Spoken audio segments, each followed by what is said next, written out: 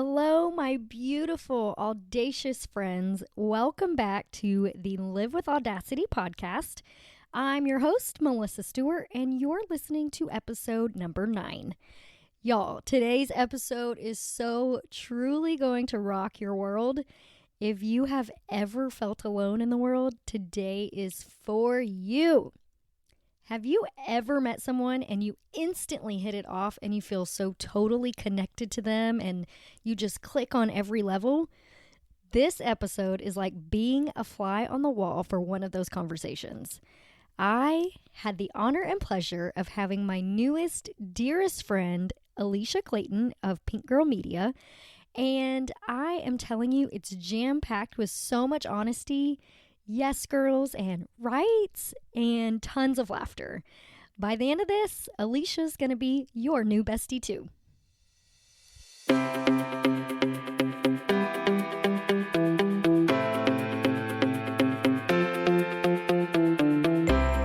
You're listening to the Live with Audacity podcast. I'm your host, Melissa Stewart. Audacity is defined by Merriam-Webster as intrepid boldness or disregard for normal constraints. And that's exactly what we have here. The Live with Audacity podcast is aimed at giving you the courage to explore your someday dreams, do things your way, and start making things happen in your life right now. I'm a mama to 4 kiddos ranging from college student to kindergartner, wife to a high school football and track coach, and a multi-passionate entrepreneur. Together with my guests, we're going to teach you how to live with audacity and intentionality, discover and utilize your unique skills and talents, and step into who you are meant to be in order to make your someday dreams a reality. Are you ready? Here we go. Hey everyone, I'm so excited that you guys have come back to the Live with Audacity podcast. Today I have the amazing Eleisha Clayton. I am so excited to have her here. And before we got on the call, we were talking about how her business is Pink Girl Media. And I love that so much because it's pink. And, when I was a kid for years, girls were always not told to like pink, but we innately like pink a lot of times. And I always kind of felt like not ashamed, but just like I didn't want to be like everyone else. So I would always say that I don't really like pink. Pink's not my color. I like purple or I like any other color. But the truth of the matter is I really love pink. I'm so excited to have found Eleisha. She's so great. Eleisha, welcome to the show. Tell Thank you. everyone. Yeah, for sure. Tell everyone about you and how you started Pink Girl Media and why you chose pink. Yes. Well, thanks for having me, Melissa. I'm excited to be here. Um, well, I have a background in teaching, and I taught special ed for a while, and then I started having kids, and I really wanted to continue a career because I found that I was just a better mom when I worked. And so I kind of tried to do some other things. I worked online for an online school. I did some online tech stuff, and I found, I really love technology. I love social media. And so I got my master's in educational technology, and I just could not find a good match for a job from home. I I didn't tried to even do, know that was a degree you yeah, could get. That's so it's cool. ed tech, yeah. And so I thought, oh, well, with this degree, like something's got to open up, but nothing was opening up. And then just over a year ago, a friend moved into my neighborhood and she owns her own social media business. And she was like, hey, I have a friend who is looking for a virtual assistant. Would you be interested? And I was like, oh, maybe. I had started this blog just about girl power and working women. And so I reached out to her and that like changed everything. She's a financial analyst and she just needed someone to help her with blogging and social media and her newsletter. And that got me on the path to being an assistant. Well, at the time, I named my company Team Holla Consulting. That came from one of my favorite cities in Germany. I used to live in Germany and in a city called Halle, and we just there were a bunch of us who were there from America working together, and so we kind of made this joke, "Oh, we're Team Holla." And so I That's so felt like, cute. "Oh, let's use this." But nobody could pronounce my name because it's spelt a little different, it's German, and so people were getting super confused. And I found as a virtual assistant, I was helping my client with her women's network and that I loved it. I met so many awesome people. And I found that social media was what I loved to do the most for her. So I was like, you know what? I need to rebrand. And I've always loved pink. I used to have a blog that was a book like review blog called The Girl with the Pink Gun. And I was like, I've got to use pink in there Oh my somewhere gosh, in that's so media. cute. So I rebranded, and that was so great because I felt like people were like, "Oh, this is so much more you. We can remember your name." And I just took some different pictures where I was wearing pink stuff just for fun. I didn't intend for the pictures to be like for my business, but they ended up being like so fun and so me that I was like, "Okay, this is more me." So that's been awesome Yeah. to just kind of find my niche.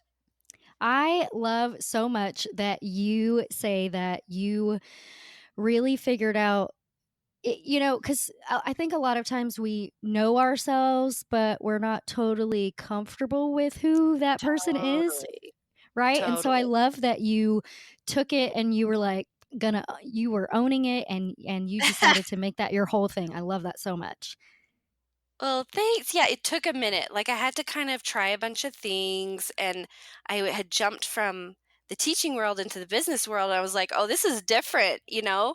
And I had to figure out like who's my ideal client and I tried just a number of different things and finally it was kind of like just trial and error before I was like, "Well, this is what I love. I love Instagram and Facebook." And I was like, started finding people that do that for their business, just Instagram and Facebook. And I was like, well, then great. That's me. Yeah. So, yeah.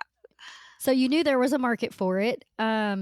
So let me ask you, how long did it take you approximately? How long did it take you to really figure out like what your niche is and what your ideal client is? Because I know a lot of times, like even for me, getting the podcast off the ground and Yeah. whatnot. It's so hard when you listen to business advice and it's like, look at your numbers, look at your KPIs. But Yes. when you don't have any KPIs yet, Right. how do you do that? How do you get that info? Well, it's kind of a journey. Like, it probably took me 8 to 10 months to kind of figure out what I love doing. I kind of tried, email marketing. I tried a little bit of newsletter stuff. I tried just just a number. I tried blogging. I have my own podcast, which I love doing that too. And I was just and like you said, you hear the advice like you've got to niche down. You've got to niche down. And I was like, well, I don't know what that is. I've got to try a Yeah. 50 things.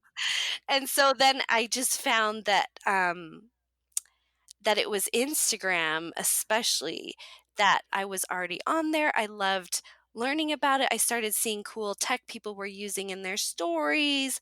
I started seeing like, oh, there's ways you could make patterns, there's ways you can connect with people better. And I'm a connector by nature. So I was like, oh my gosh, Instagram is like my jam. That's why I always say Instagram is my jam. But Yeah. because it has like the visual, it has the connecting, the networking, it has the little bit of tech in there.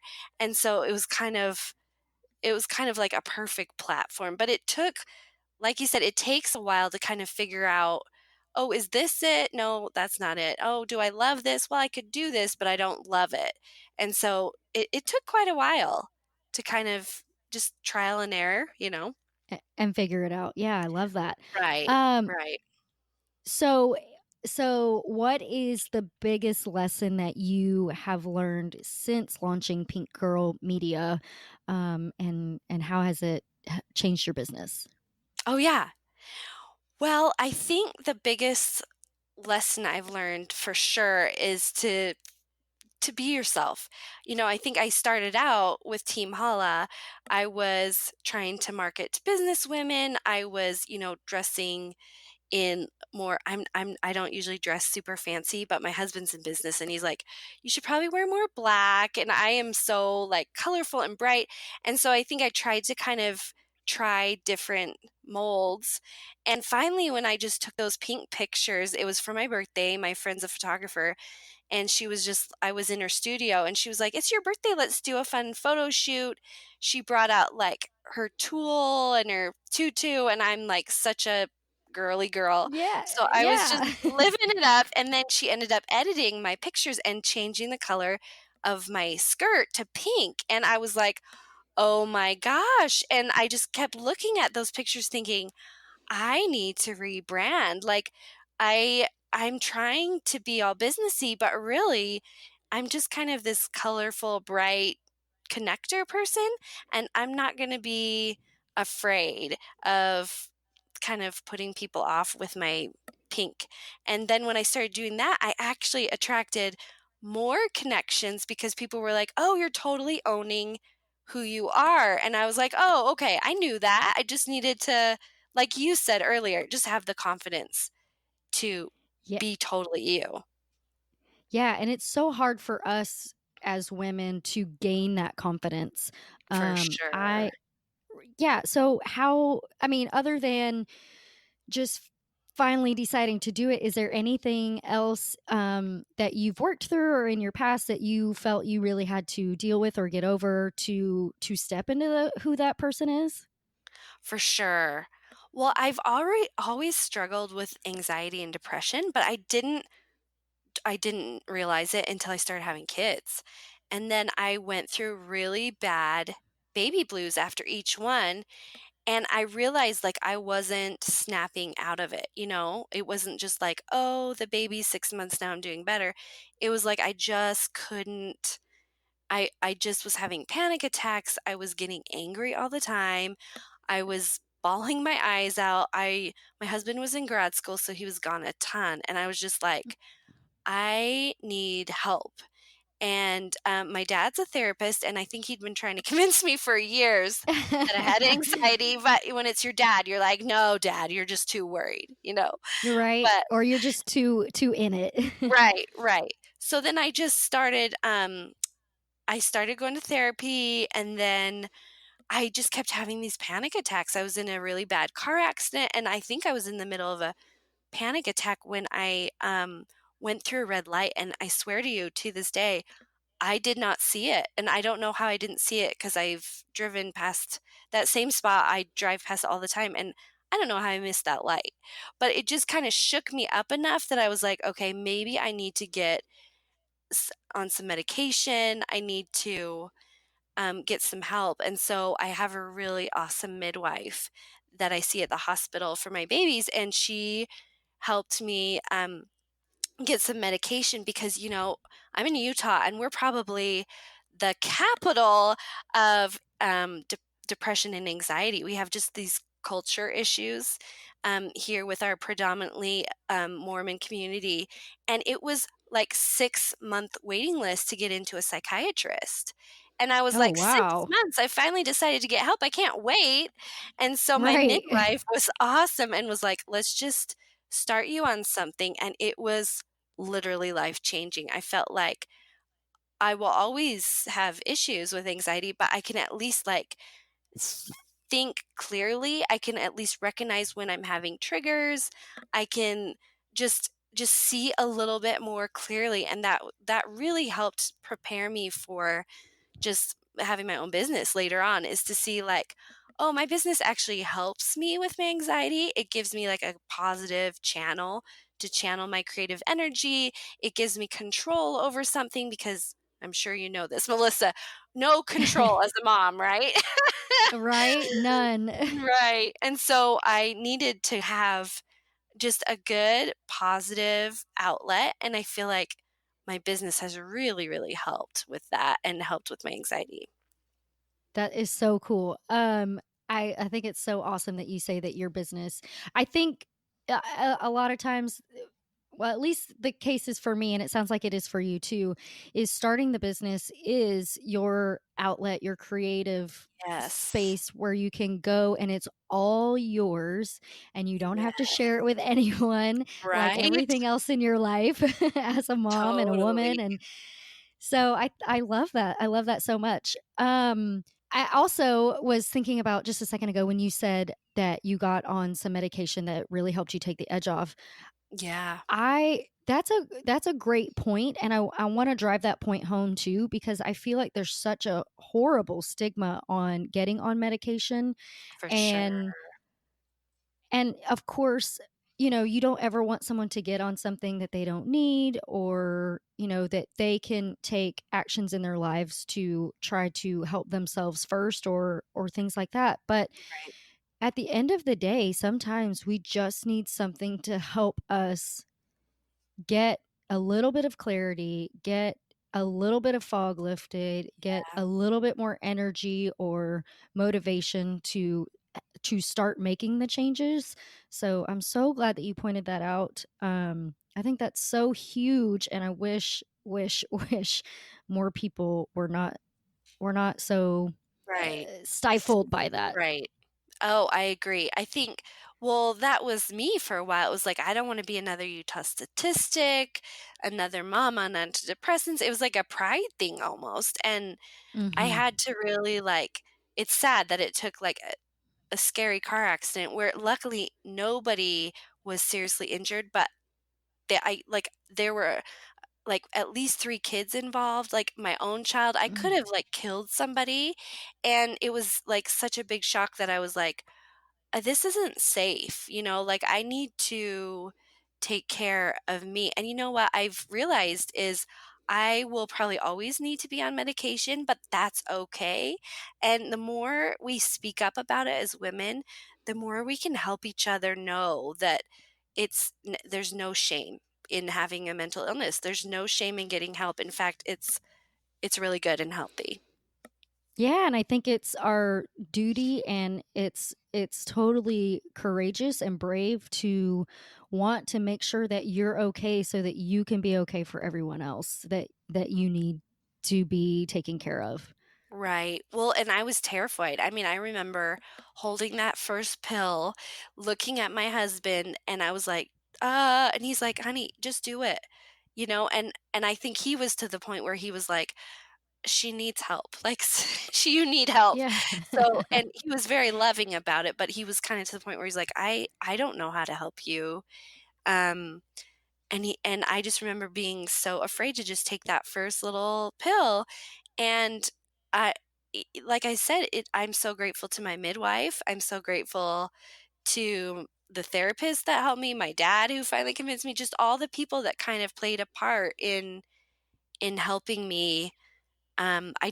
I hope that somebody else can get some inspiration from that and take the leap, and just give it a try.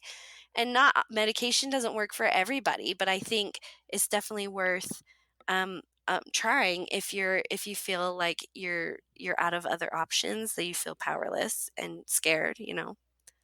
Yeah. Definitely, definitely. Man, I'm so glad we're talking about this. I think this is such a huge conversation that needs to happen more for sure. For sure. Um So tell me about something you wish you would have had the courage to do sooner. Well, I think just that is I mean, not wait until my second baby was, oh, I don't know how old she was. Maybe she was 3, so she wasn't a baby. Just not waiting that long to get help. It would have been so nice after my first baby to have had just to get some help. Yeah. But I guess you don't know until you go through life and have those experiences, Yeah. right? For sure. Is there any one thing or message that you have had to overcome, or like a story or something that you've told yourself over the years that really lends itself to your anxiety that you've had to work through, or anything like Oh, that? for sure. That is a great question. I'm a bad mom. If you don't want to That's talk the about it, that's story. totally okay. No, no, that's the story I have told myself for 10 years. I'm a bad mom. I'm a bad mom. And I think it was just, I've had to learn to tell myself, and this is after working with therapists and doing research, is I've had to tell myself, I'm the perfect mom for my kids. That doesn't mean I'm the perfect mom, but I'm the best mom for the kids I have. And I think it came because my mom was such a great mom. And I thought that being a teacher, I was just going to naturally be a good mom, that it would just come so naturally to me. And it was just such a huge shock when it didn't. I Mm. struggled so much and I didn't find fulfillment and I didn't like being home and I saw a different side of myself. I mean, I was constantly screaming and yelling and it was just scary and I just felt so trapped at home and And I've had to alone. oh, girl. So alone and you just feel like you have you don't have any friends around, you're just kind Yeah, of you can't talk to anybody about that and be no, like, "Oh, I do these horrible things to my children," right, and so you keep it all in, and girl, yes. right? And so I just have had to learn, and I still have to work on this constantly. I mean, I would even put up signs next to my bed, and it was like, "No one can replace you as a mom," like, I have, like, artwork of motherhood and just things that inspire me because I have to literally tell myself all day, like, it's okay that you struggle being a mom, but you're a good mom for your kids and that's okay. You're what they need. And I remember a couple therapists telling me like being a good mom looks different for everybody. And a good mom is somebody that loves their kids. That's the only definition, you know? And I was like, "Oh, so when I hate doing laundry and I hate cooking and I hate cleaning, I can still be a good mom," you know? Oh my gosh, we are so gonna be best friends by the time this is over. Yes! Awesome. Do you feel similar? Like, was it hard for you to So adjust? totally. It's so funny because Yes. it's like, to be honest, I'm a little selfish, like, I don't wanna have to pick up after you.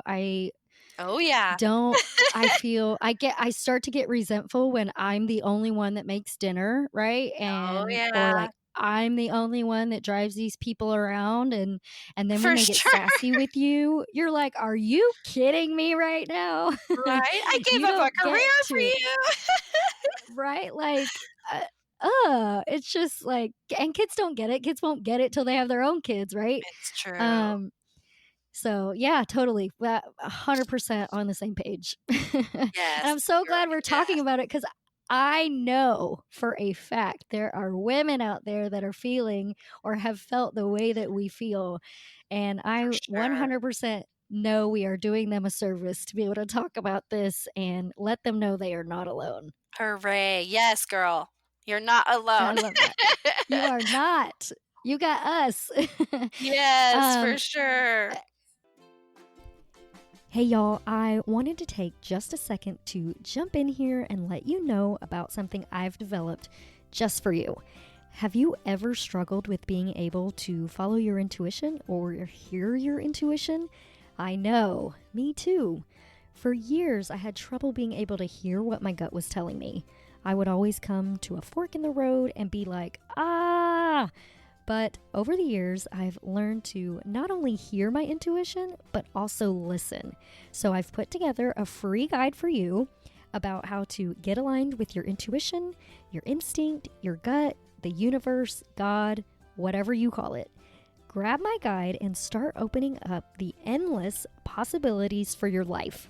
I promise you'll never regret learning to listen to your intuition. So go grab it right now at livewithaudacity.co. That's livewithaudacity.co. So tell me, what has been the biggest win in your life or your business other than your medicine and therapy? Yes. I just feel like just finding a tribe, I think Ooh, yeah. my local women's network that my client helped me find has been fantastic. I feel like I have a number of awesome women in my neighborhood and in my church who have just been my tribe. And they're the moms too, are like, girl, I hear you. And I'm there too. And we do, babysitting swaps and we help plan baby showers. And we just, even if we just text each other and check in on each other, I just feel like having a tribe has really helped me. And I feel like that's a huge win to feel like you have people who get you and who love you and who you love. I think that's just Yes. so important And I think I'm glad we're talking about that too, because I think a lot of times it's really hard for us to find a tribe. for But sure. did you find that the more you became authentic and true to yourself and who you really are, that it became easier for you to find your tribe? Yes and no. I think it's been kind of a double-edged sword. I think sometimes Okay. yeah, I think sometimes, the more true to yourself you are, the more sometimes you annoy some people, and the more you know what I mean? Like, I feel like there's definitely people in my area who I just know I drive them crazy, but it's okay because I feel like, you can't be everyone's best friend, and we can be kind to everyone, but it's okay. I've had to kind of accept that, like, some people I'm just not gonna be tight with, and it's okay. We can be Mhm. respectful to each other, but, the more true to yourself you are, I think sometimes that can be intimidating, that can, like, turn people off, but I think you're you're more true to yourself, and you find your tribe better when you're yourself because kind of people come out of the woodwork. I remember when I miscarried between my second and third, I just felt like the more I talked about it, the more women in my life came kind of out of the woodwork and would say, "Oh my gosh, I lost a baby too," or "This happened to me." And I was like, I had no idea. But because, women, as women, we don't always talk about miscarriages and mental illness and depression. The more we talk about it, I think the more of us come out of the woodwork and we can find each other. So I For don't know if sure, that, and you realize yeah, no, I love that. You realize that, again, you're not alone and yeah, that for you can find sure. that support in each other. It's funny that you mentioned that because in my Facebook group, we are doing a book club, and our Oh, first book cool. is called yeah, it's so fun. It's called Rising Strong by Brené Brown, Love and it Renee. right? And it talks so much about, being vulnerable and, when you are vulnerable, that a lot that sometimes you don't get the result that you want For out of sure, that and how you deal with that. So, yeah, that's so big, and I think that being vulnerable is so key in finding the people um, that we can help and that for we sure. can be supported by as well. So Well, cool. and That's I so think awesome. it's hard as women to know that some people don't like us or we bug people or that some people are just not our jam, and I think as women in general, we tend to wanna make other people happy. That's just kind of our nature, but I had a really good friend tell me, and that's kinda stuck with me, like, "You could be the juiciest peach, but some people just don't like peaches." And I'm like, "Oh That my is my gosh, favorite I love quote. that," right? I have to I just love keep I remembering that. It's so funny you said that because literally the whole time you were talking, I was like, "Yep, yep. You gotta be your own juicy peach." Yes, Yeah, and that's totally. and to just be like, "Oh, it's okay." Like, I know for sure there are people in my neighborhood who are just like, "Oh, great. Here comes Alicia," or "Here she goes posting on our Facebook page, our neighborhood Facebook page about the the mailbox that guy hijacked this week. She's just always the neighborhood watch, and I know some people are just like, "Oh gosh." But you know what? It's okay because, like, it's you gotta be true to you, and you're gonna there's people that will appreciate you and love you for who you are, and that's good, and it's okay. Right. Yeah. Yeah, you gotta be okay with, that not everyone is gonna like you because not everybody likes anything. Yeah, for Right? sure, So, for I mean, sure. you're always gonna have those people that don't like something that you've said or the way you think, Sure, and it will be so bananas to you, and you'll be like, "Why do you care?" But it just is right. what it is, and the faster you can get to the point where you're like, "Well, whatever, it's no big deal," then, man, the way better your life gets. For sure. I think you're totally right. It's so much easier the older we get too.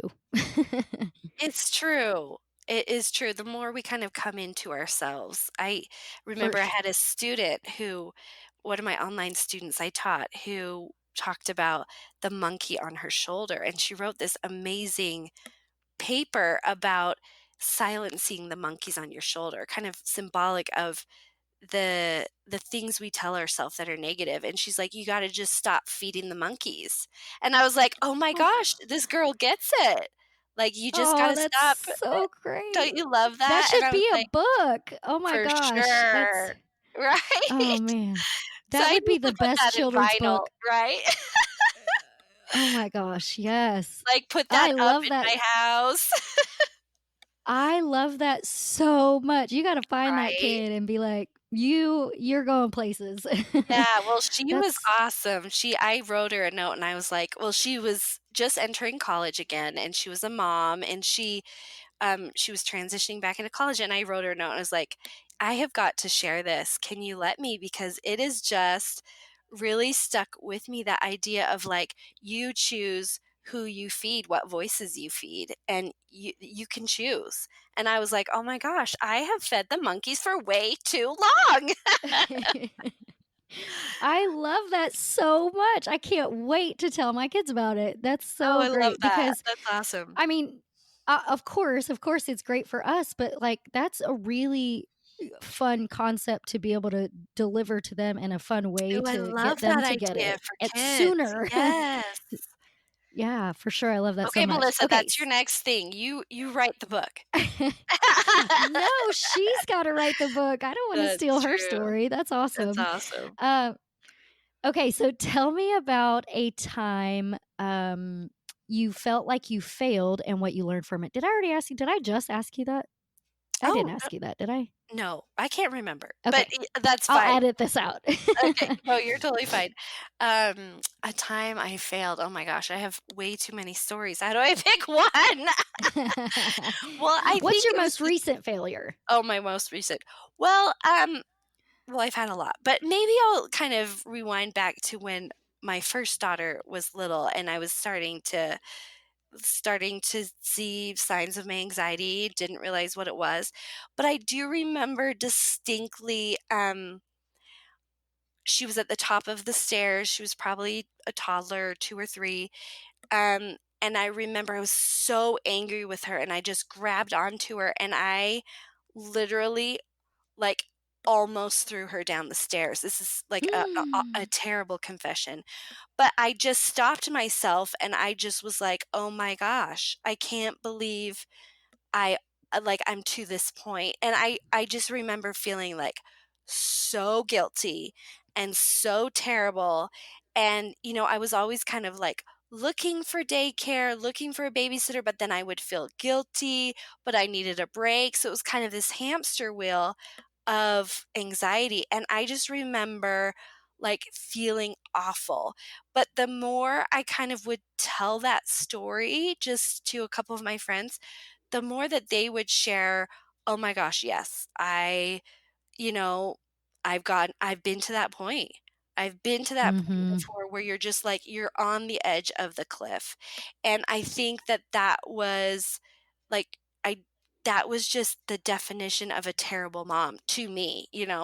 But I think Mhm. out of that failure, almost out of that guilt and that depression came just so many good things, and I still struggle with my anger, I still struggle with motherhood, I probably always will, but just that moment was so terrible, but yeah, I think some beauty came kind of out of the ashes, if that makes sense, kinda like a phoenix rising in a Yeah. sense, but I think Yeah. that was definitely just a low point, you know? Yeah. Wow. Okay, so let me ask you this. Are you ever nervous that your kids are going to go back and hear things or see things or read things that you have said or confessed in the past and be like, "What the hell?" Yeah, I think they kind of I think I'm pretty open with my girls because I just feel so strongly that women need to share more, so I feel like I talk to them a lot, like, they know I take medication, in fact, they'll say to me, "Mom, did you take your angry pills today?"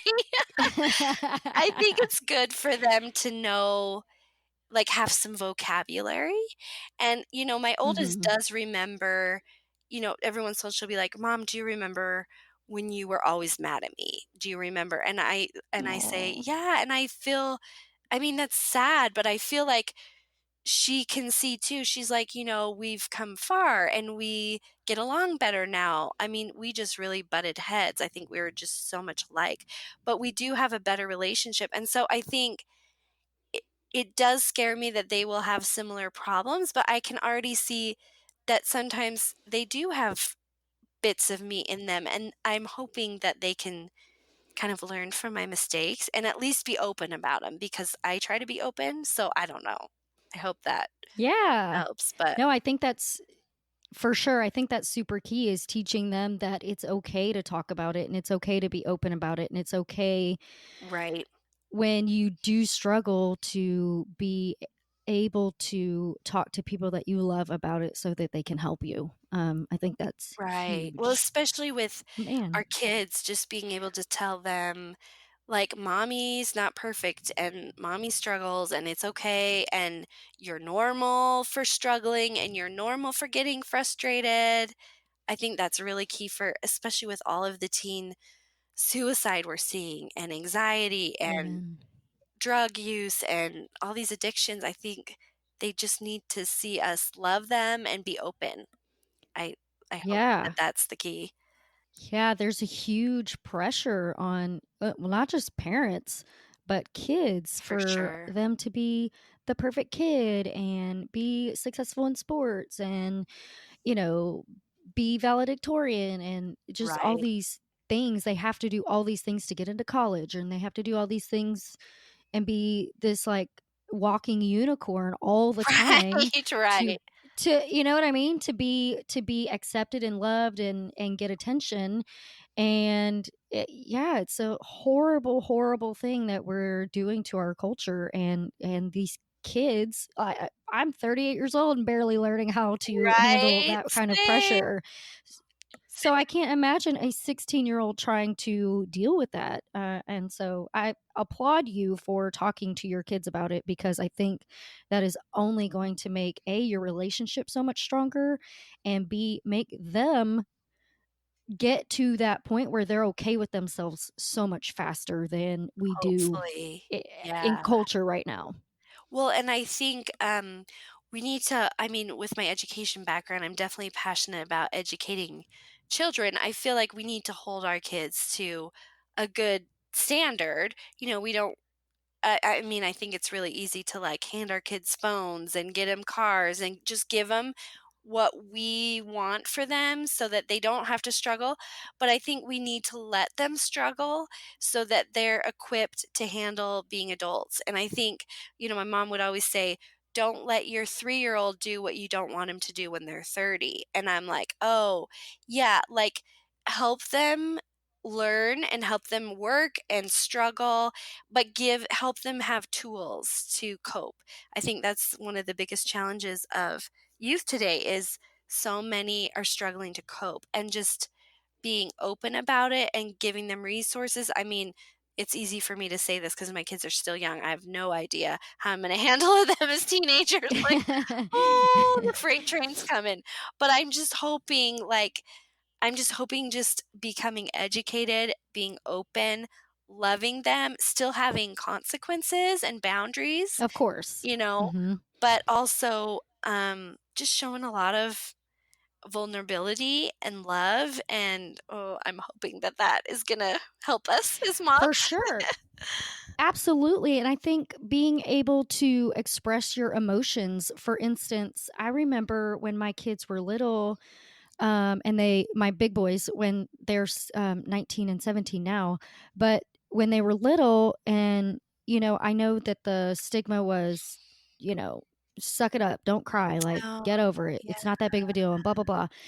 When anytime that they were upset or hurt or whatever, and finally one day I would just realize, I was like, no man, I have to let them cry so that they can get it out, Yes. so that then they can move on. Otherwise, we're just gonna bury that stuff deep down, For and it's just sure. gonna cause more problems later with them not being able to express themselves. So, that was always really important to me. And every once in a while, I catch myself with my little kids now, because like I have two different generations of Okay, children, but yeah.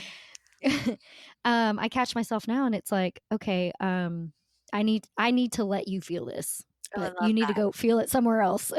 Yeah, I love that you So, realized that's what your kids needed, you know? And you listen to kinda that yeah, mama voice that that innate voice we have in us that's like, "Something needs to change," or "Something's not right," or "I need to" you just have an idea, "I need to do this." Like, good for you for listening to that. well, it's hard, For sure. when you just see society, and society tells you what you're supposed to do to be a good parent, and you think like, "Oh, you're supposed to tell your kid, 'All right, that's enough, stop crying.'" And I just finally was like, "Yeah, I don't think that's how I work." I So, love that. anyway, I love that. thanks. Okay, so You're gonna have to give me some advice from the teenage years, oh, girl. You're the trailblazer. I don't well, I'll keep you posted. I'm still working it out. Call me when my kids are at least 27. Okay, perfect. I feel like that's around the time that boys, I feel like, finally hit another maturity stage where it's like, okay, now we can be friends, or at least Yes, closer. yes. So, what are you working on now, or where is your business or your life headed? We've talked so much about life stuff. So, tell me, either one, Okay, business or perfect, life, where are you headed? perfect. Well, I am excited to hit 1 year in my business, and I have a couple of clients. I'm excited, to be doing their social media. I am working on a podcast, that's been really fun. I probably have about 7 episodes out, so that's fun. It's just Pink Girl Podcast. And then, Pink Girl yeah, Podcast. I'm going to go find it right awesome, after we get off here. awesome. That's fantastic, thanks. And, my last child is almost 2, and so I feel like I'm finally at that stage where I'm like, "Okay, I'm done having kids, I feel good about it, I can start giving away the baby stuff." Um, Yeah. I feel like 3 is already woo! So I'm good, and I'm just excited to, kind of have found my niche and just to keep growing, keep helping women with their social media. I love that. So, okay, let's do some rapid fire. Awesome. What is a book, article, person, or talk that changed your life? Oh, yes. I love To Kill a Mockingbird, the book. I read it in 8th grade, and it just stuck with me. Just the characters, how they interacted with their dad. I loved the issues of racism, how they talked about them. They were open. I just felt like the characters were iconic, and that book has just always stuck with me. In fact, I named one of my kids after one of the characters. So I I would definitely have to say that's one of my top favorite books for sure. That is so fun. I love that. Okay, what is your favorite Friday night at home? Oh, Netflix, pizza in bed. For sure. Amen, girl. And the kids in bed early, right? Yeah, is the sun down? No kidding. Just let mama have her time. Yes, oh yeah, I love it. That's so funny because it seems like almost everybody's answer is like, I just want to sit on my couch and watch TV, Right? um, and have pizza or popcorn or whatever. I'm like, yep, yep, That's that's it. mine too. Because you just feel like it's family time and you don't have anything you have to rush off Yeah, to yeah, typically, so it's so nice. for sure. What was your dream job as a kid? Yes, I always wanted to be a teacher. So I was always doing little neighborhood teaching things. I was always bossing my siblings around. I'm the oldest of 3. I was always playing teacher. And so I think I just knew that was what I wanted to do. That's so awesome. And so in your business, do you teach I know that you do social media management for Mhm. people, but do you teach people how to use Instagram and Facebook and all that stuff I too? do. I do audits, and so I'll just kind of look through people's social media, give them some tips and tricks. Um, I've spoken a few times. I want to get more into that. But yeah, I think the teaching definitely comes out, sneaks its way out. Yeah, so cool. Yeah, once a teacher, What always a teacher, right? I think so. I think that's a real thing. Yes, yes. um, what's your next vacation that you're planning? Well, I know my extended family wants to all go to Lake Powell next summer, but I think I'm gonna stay home with the youngest because, Oh um, man, yeah, I think my vacation will be staying home and not putting vacationing. yes, yes, yes, putting the baby to bed and not being on the lake. While I know the oldest ones will be having fun with their dad, I will be watching my Netflix and eating my pizza. Yeah. Yeah, I did that trip That once with a toddler, and I was like, "Guys, I just can't again." Lake Powell with a no. toddler is just so hard and scary. So, I think Yeah, I'll just call it good. it's so much fun to be out there and enjoying it and all that stuff, but man, when Yeah, you gotta be totally on your toes with a little guy or a little for girl out sure. there, it's like it doesn't feel like vacation, it's exhausting. For sure. Okay, what's your best advice to help our listeners live with audacity? Ooh, I love that. I love your word audacity. I think just take care of yourself.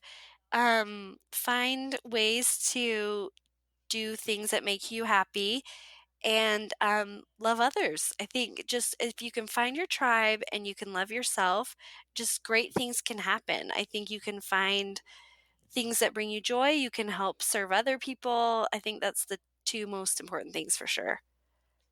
Oh, I love that so much. Oh, you so get me. Um, where can people find you to get more info about what you do and who you are? Yes. So my website is pinkgirlmedia.com, and you can also find me on Instagram under Pink Girl Media. And then yeah, my podcast, Pink Girl Podcast. So, Love it. You guys yes. have to go check it out. I'm so excited. I can't wait to go listen to it as soon as we're off here because Oh, thanks I so much. I know it's gonna be awesome. It's So, still a baby, that's but we're s working on it. same girl. We're, like, right there together. Awesome, awesome. Well, I love what you're doing on your podcast. I think it's fantastic when we share women's stories. I think it's awesome. It is awesome, and I super love the feedback that everyone has given me so far, and they seem to really be enjoying, the stories that are coming out of it, so I am so appreciative of beautiful women like yourself being here so that we can tell these awesome stories. Well, thank you. You are doing great things sharing them. So, thanks.